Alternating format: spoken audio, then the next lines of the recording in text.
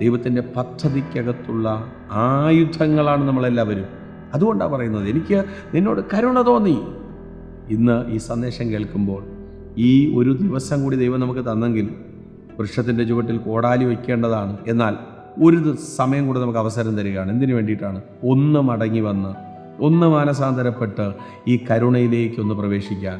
ജീവിതത്തിനകത്ത് പ്രിയരെ, ഈ കരുണയെ വിട്ടുകളയാതെ നമ്മൾ ഇച്ഛിക്കുന്നത് കൊണ്ട്, അതിനോ അങ്ങനെ പറയും, നമ്മൾ ആഗ്രഹിക്കുന്നത് കൊണ്ട് നടക്കത്തില്ല, നമ്മൾ ഓടുന്നത് കൊണ്ട് സംഭവിക്കത്തുമില്ല.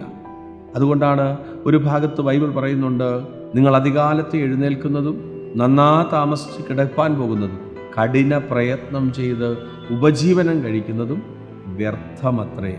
പ്രിയരെ, നമ്മൾ ആഗ്രഹിക്കുന്നത് കൊണ്ടോ നമ്മൾ കൂട്ടുന്നത് കൊണ്ടോ ഒന്നും കൂടത്തില്ല. ലഭിച്ചതിനെ ഓർത്ത് നന്ദി പറഞ്ഞ് വിശ്വസ്തയോടെ നിൽക്കാൻ റെഡിയാണെങ്കിൽ ഇവിടെയല്ല, ഉയരത്തിലൊരു ഭവനം ഒരുങ്ങുന്നുണ്ട്. അതിലേക്ക് പ്രവേശിപ്പാൻ വിശ്വസ്ത